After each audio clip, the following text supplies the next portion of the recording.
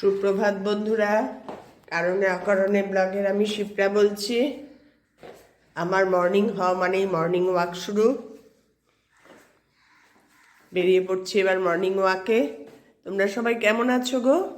আমি ভালো আছি। কালকে মিস্ত্রিদের কাজ শেষ হয়ে গেছে, একটা সুখবর। আজ বাড়ি সব পরিষ্কার, কালকেই ওরা সব পরিষ্কার করে দিয়ে গেছে। আজকে ঝুম্পা আসলে বাদ বাকিটা পরিষ্কার হবে। এখন ঘড়িতে 5:35 ক্রস করেছে, 40 হয়নি। মোটামুটি রাইট টাইমেই আছি। এই বেরোবো এখন। চলো তোমাদেরও নিয়ে বেরোই, পরে আবার রাস্তায় বেরিয়ে কথা হবে, বাড়িতে এসে গল্প করব। চলো বেরিয়ে পড়ি। চলেছি, এখন পুরো 6টা বাজে। রাস্তায় দেখো কত লোক দেখা যাচ্ছে। এই শীতকাল আর গরমকালের এই তফাৎ। শীতকালে হলে 6টার সময় জাস্ট আলো ফোটে, জাস্ট।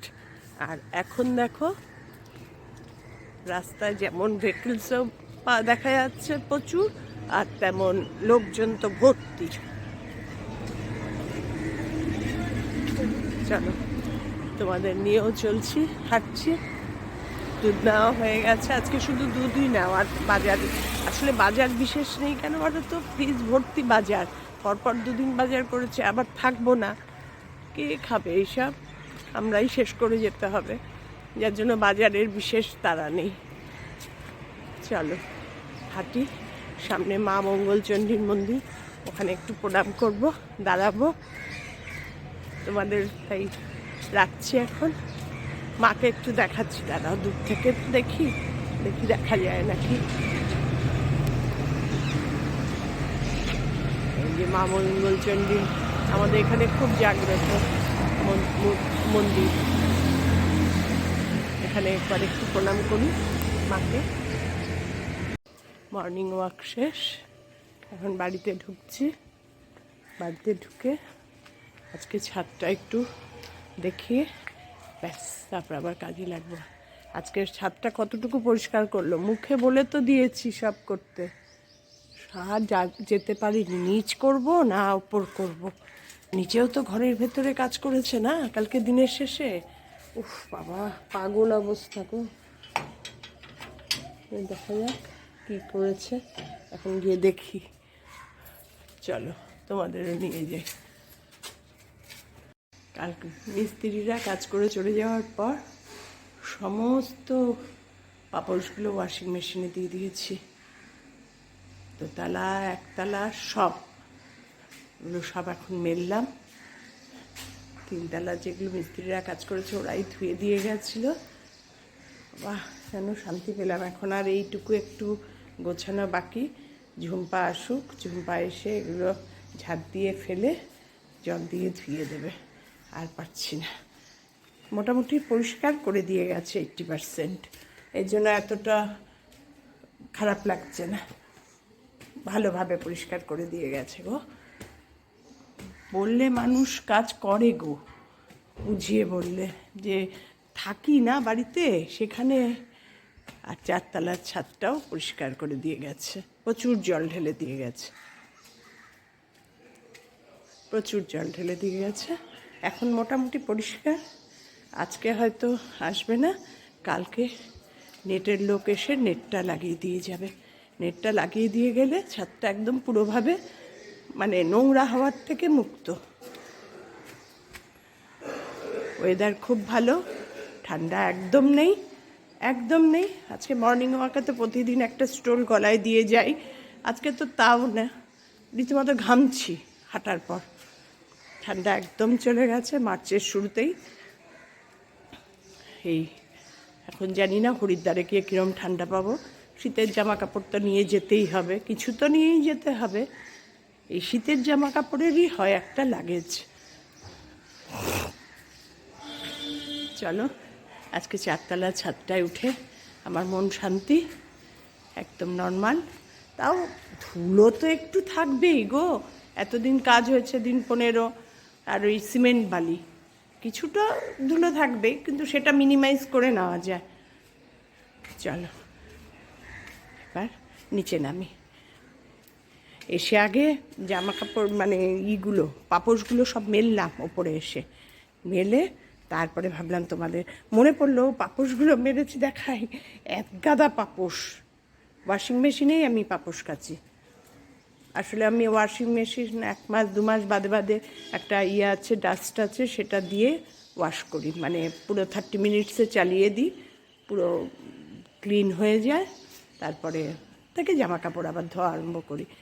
সেই জন্য আমি পাপোশও 2 মাস 3 মাস বাদে বাদে ওয়াশিং মেশিনেই দিয়ে দিই। খুব পরিষ্কার হয় গো, মানে নিজেরা কাচা, আমি কিচ্ছু নিজে কাচি না, আমার সব মেশিন, সব খুব কাজে লাগে। আমি তো এমন হয় রাত্রিবেলায় দিয়ে চালিয়ে দিয়ে শুয়ে পড়ি, সকালে উঠে মেলে দিই, কোনো মানে টাইমই আমার নষ্ট হয় না জামা কাপড় কাচার জন্য। আমার রোজকার জামা কাপড় সবই আমি ওয়াশিং মেশিনে 30 মিনিটসে দিয়ে দিই, রোজকার জামা কাপড়। আর যখন বেশি নোংরা কিছু থাকে কিংবা অনেক জামা কাপড় থাকে তখন 1 মিনিটে দিয়ে দিই, 1 মিনিট না 1 ঘন্টা, 1 ঘন্টায় দিয়ে দিই, 1 ঘন্টা 2 মিনিটে দিয়ে দিই। চলো, তোমাদের সঙ্গে আমার অনেক অভিজ্ঞতা শেয়ার করছি, বয়সের অভিজ্ঞতা। এগুলো যারা বাচ্চা জীবন শুরু করছো তাদের খুব কাজে লাগবে। কারণ আমার পরিবার তো সব রকমেরই আছে, 25 থেকে 33ও আছে, 44 থেকে 54ও আছে, 55 থেকে 65ও আছে, সেজন্য সবার জন্যই বলছি কথাগুলো।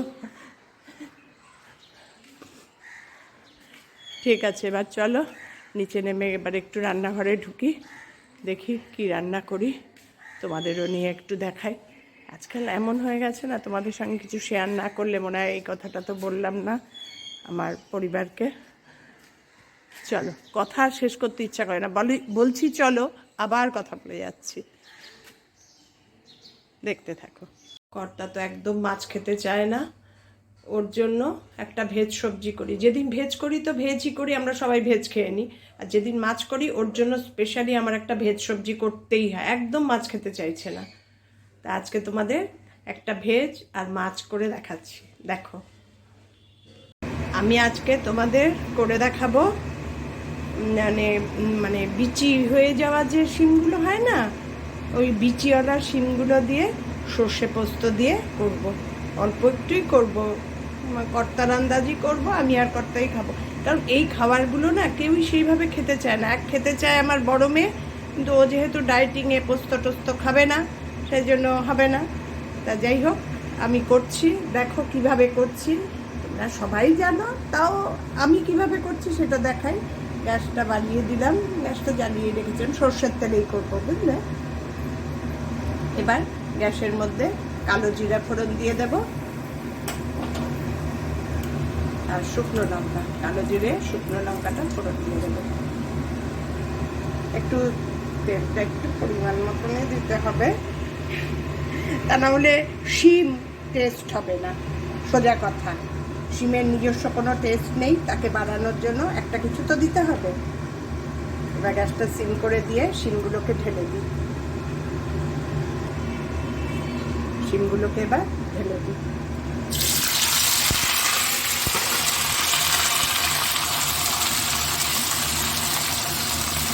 এবার শিমগুলো একটু নুন দিয়ে ঢেকে দেবো, দিয়ে একটু ভাজা ভাজা হবে।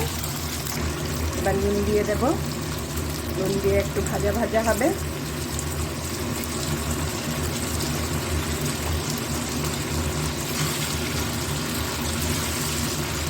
আমি সবসময় নুনটা ভাজার মধ্যে দিই, নুনটা সবসময় ভাজার মধ্যে দিলে কি বলতো, প্রেশারের রুগীদের পক্ষে খুব ভালো। কারণ নুনটা ভাজা হয়ে গেল, ভাজা নুনটা খাওয়ায় এতটা ক্ষতিকর না। এমনি কাঁচা নুনটা যেমন একদম প্রচণ্ড, ওটা খাওয়াই যাবে না, কিন্তু ভাজা নুনটা যেটুকু ক্ষতি হওয়ার এতটা হয় না। সেই জন্য আমি আগে দিতাম না, আজকাল ভাজার সমস্ত সবজি দিয়ে আগে ভাজার মধ্যেই নুনটা দিয়ে দিই। এবার ঢেকে দেবো, একটু ভাপে হোক, একটু ভাপে হোক এটা, তারপরে একটু ভাপে হোক। না ভাপে হলে কি বলো তো, মানে শিমের ভেতরের বিচিগুলো একটু শক্ত শক্ত তো ভালো লাগে না খেতে, একটু কচকচ করে কামড়ে পড়বে, ভালো লাগে। ঢেকে দিয়ে এবার এরপরে আসছি তোমাদের আবার দেখাচ্ছি। গ্যাসটা ফুল ইয়েতেই থাকবে, ঢেকে দিলাম। কিছুক্ষণ হোক, তারপরে এসে আবার নাড়িয়ে তোমাদের দেখাচ্ছি। এবার ঢাকাটা খুলে একটু হলুদ দিয়ে দেবো। মোটামুটি ভাজা ভাজা হয়ে এসছে, লুচিগুলো দেখো বেরিয়ে বেরিয়ে যাচ্ছে। এবার হলুদ দিয়ে দেবো।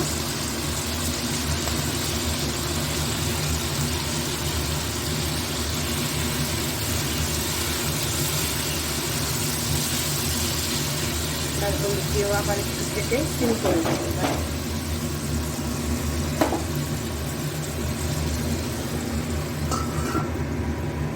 একটু সিম করে দেবো, পুরোটা সিম না, একটু সিম।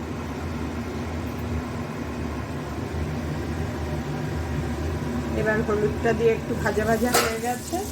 এবার সর্ষে পোস্তটা বাটলাম, এলাকে এই যে বাটলাম ওটা এবার ঢেলে দেবো। সর্ষে পোস্তটা,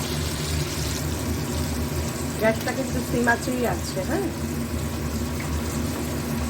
এবার এই সর্ষে পোস্তর পটটা ধুয়ে জলও দিয়ে দেবো। এই জলটাই ঝোল, আর কিছু দেবো না।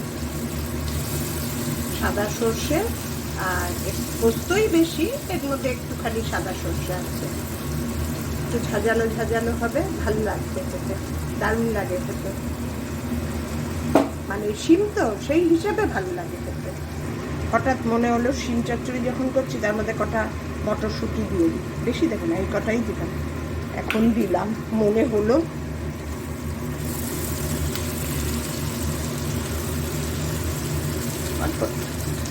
যাই হোক, একটা একটু তো টেস্ট হবে। বাটিটা ধুয়ে জলটা দিয়ে দিই। এই যে ঝোল, এর মধ্যেই সিম আছে, একদম মাখো মাখো হবে। নামাবো যখন ধনেপাতা ওপরে ছড়িয়ে নামিয়ে নেবো। খেতে কিন্তু খারাপ হয় না, হয় ভালোই হয়।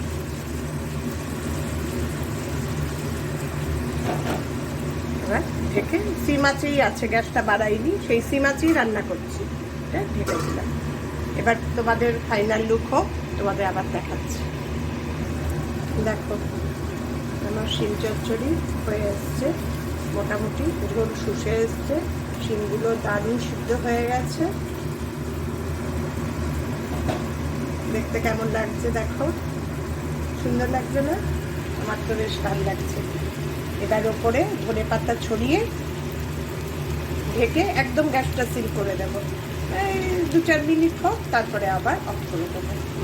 আর মটরশুঁটিটা তো কিছুক্ষণ আগেই দিলাম, মনে হলো তাই।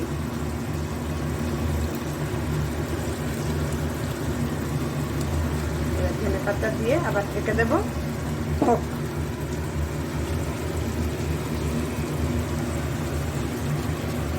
ধনেপাতা দিয়ে দিয়েছি, আমার রান্না এখন কমপ্লিট। এবার একদম গ্যাসটা সিম করে দেবো, দিয়ে ঢেকে রেখে দেবো। একটু বাদে এসে দেখি, তোমাদের আবার ফাইনাল লুকটা আরেকবার দেখিয়ে অফ করে দেবো।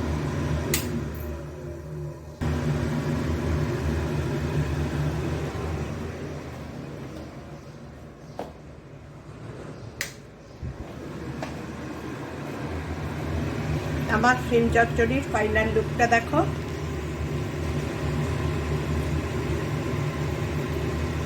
একদম একদম কমপ্লিট।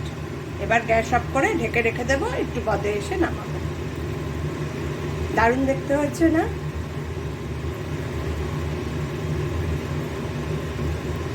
এইভাবে বানিয়ে খেও। আগে আমার ইনস্ট্রাকশনে দিদি বানাতো, এখন নিজে খুন্তি নিয়ে করছি, তাই তোমাদেরও আনন্দের সঙ্গে দেখাচ্ছি। এইভাবে বানিয়ে খেও, দারুণ লাগে খেতে। শিমের তো সেরকম টেস্ট নেই, সেই হিসেবে দারুণ লাগে খেতে। আমার শিম পোস্তর ফাইনাল লুকটা দেখো, সর্ষে পোস্ত, শিম দিয়ে সর্ষে পোস্ত। খেতে কিন্তু ভালোই হয়েছে। আমার বরটা একটু খেয়েছে, খেয়ে বললো ভালো হয়েছে। রান্না করি যখন স্ট্যান্ডে ক্যামেরাটা রাখলে মাঝে মাঝে স্ট্যান্ডটা এত বিগড়বাই করে না, বিরক্ত লেগে যায়, জানো না? ঠিক আছে, দেখো একবার তোমরাও এরমভাবে করে খেয়ে দেখো, ভালো লাগে খেতে, শিম হিসাবে ভালোই লাগে। আজকে আমি তোমাদের রান্না করে দেখাবো তেলাপিয়া মাছের ঝাল। এই তেলাপিয়া মাছটা না আমি খুব ভালোবাসি, জানো তো, ছোটোর থেকেই। ছোটোবেলায় বাবা কোনো দিন বাজারে যেতে পারতো না, আমরা দুই ভাই বোনই খুব ভালোবাসতাম। সেদিন ভাই বাজারে যেত, ওই একটা মাছইও চিনত, তেলাপিয়া মাছ নিয়ে তখন খুব পাওয়া যেত, আর বড় বড় তেলাপিয়া মাছ। আর এখন তো তেলাপিয়া মাছ পাওয়াই যায় খুব কম, যদিও পাওয়া যায় সেটা হচ্ছে নাইলন টিকা, খুব দেখে বুঝে আনতে হয়। অনেক দিন ধরে আমার কর্তাকে বলছি, কালকে পেয়েছে তেলাপিয়া মাছ, তাও খুব বড় না, মাঝারি সাইজ। তাই করবো, দেখো কীভাবে করি। গ্যাসটাকে অন করে দিলাম, সর্ষের তেল দিয়েই করব। আমার এই সর্ষের তেলের পটটা না খুব সুন্দর, তুমি যতটুকু তেল চাইবে সেইভাবেই করবে, হু করে এক গাদা পড়ে যায় না। তবে আজকে তেলাপিয়া মাছটা তো একটু তেল বেশি দিয়েই করব, কারণ আমার কর্তা তো খাবেই না, আর যার জন্য তেল কম দেওয়া সেই তো খাবে না। আমার এই তেলাপিয়া মাছ, লোটে মাছ খুব ভালো লাগে খেতে, জানো তো। কিন্তু লোটে মাছ সে তো আজকাল কোনো মাছই খেতে চাইছে না, লোটে মাছ তো সে কোনোদিনই ভালোবাসে না, খায়ও না। সেই লোটে মাছের জন্য এখন আর অনেক দিন ধরে খাওয়া হচ্ছে। মাছগুলো খুব টাটকা, একদম দুটো দুটো করে ভাজবো, বেশি করে একবারে ভাজবো, কড়া করে মোটামুটি ভাজবো মাছগুলো। কারণ তেলাপিয়া মাছ তো একটু কড়া করে না ভাজলে ভালো লাগে না, ঝোল একদম করবো না, ঝোলের মধ্যে আস্তে গন্ধ হয়ে যায়, সেই জন্য কড়া করে একটু ভাজবো আর মাখো মাখা। মাছগুলো উল্টে পাল্টে ভেজে দিলাম, দুটো দিয়ে দেখলাম অনেকটা জায়গা আছে, তারপর আরেকটাও দিয়ে দিয়েছিলাম। তারপরে এই উল্টে পাল্টে মাছগুলো ভেজে তুলে নিই। একদম ভালো ভাজা হয়েছে, কড়া ভাজা।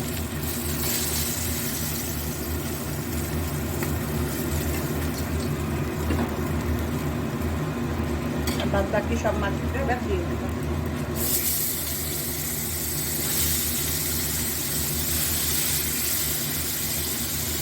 মাছগুলো ভেজে তোমাদের দেখাচ্ছি। কড়া ভাজা হয়ে গেছে, মাছগুলো সব তুলে নিয়েছি। এবার মাছের ঝোলটা করব, দেখো কি করে করি। এর মধ্যে কোনো ফোড়ন দেব না, ফোড়ন দেব না। এখানে একটা মশলা বেটে পেস্ট করে রেখেছি। কি দিয়েছি বলো তো? পেঁয়াজ দিয়েছি, রসুন দিয়েছি, আদা দিয়েছি, কাঁচা লঙ্কা, টমেটো আর ধনে জিরে গুঁড়ো সেটা দিয়েছি। পেস্টের মধ্যেই দিয়ে দিয়েছি ধনে জিরে গুঁড়োটা। এই পেস্টটা দিয়েই করবো, একদম মাখো মাখো করবো। এর মধ্যে এবার একে একে দিয়ে দেব নুন, গ্যাসটা বাড়িয়ে দিয়েছি, হলুদ,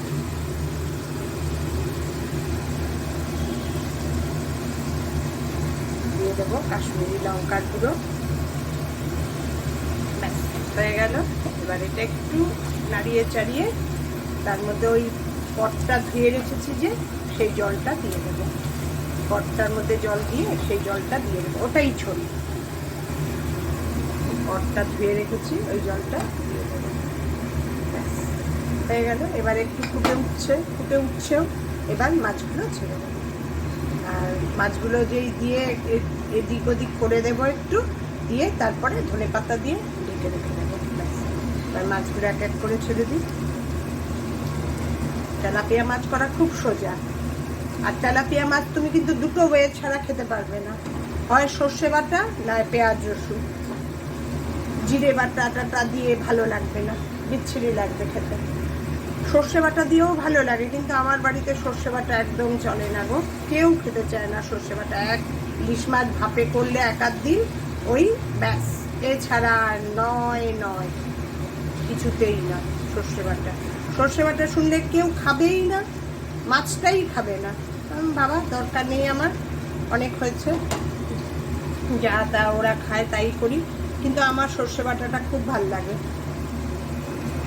কি হবে, সবাই না খেলে ভালো লাগে না করতে, করবো রান্না।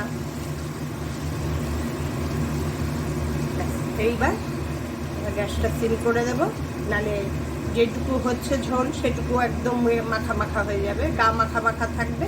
ধনে পাতা দিয়ে হয়ে গেল আমার। এবার ধনে পাতা দিয়ে দেবো।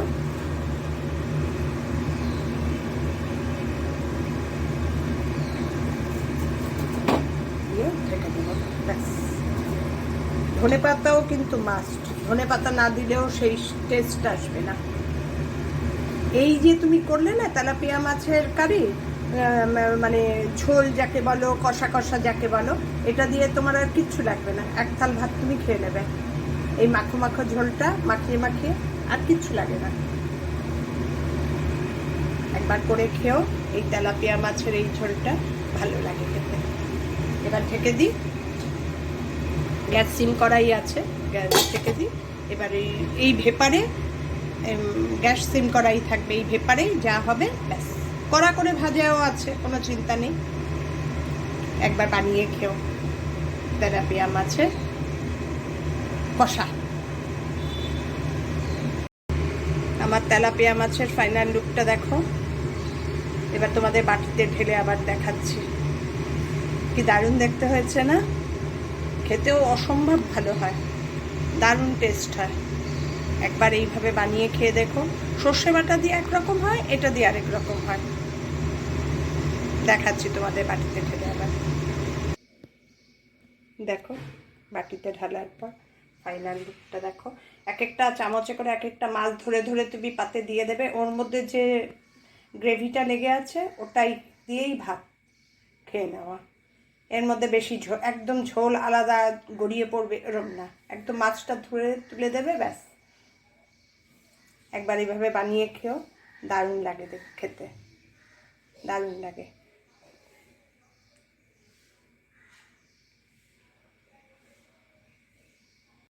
আজকের ভিডিওটা এই পর্যন্তই।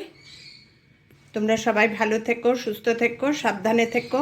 আমার ভিডিওগুলো যদি ভালো লেগে থাকে লাইক করে দিও, শেয়ার করে দিও, আর আমার চ্যানেলটাকে সাবস্ক্রাইব করে নিও। সবাই সাবধানে থেকো, সুস্থ থেকো। টাটা। দেখা হবে আবার একটা নতুন দিন, নতুন ভিডিওর সঙ্গে, জমজমাটি ভিডিও। আমাদের বেড়ানোর দিন তো চলেই আসলো। ঠিক আছে, দেখতে থাকো।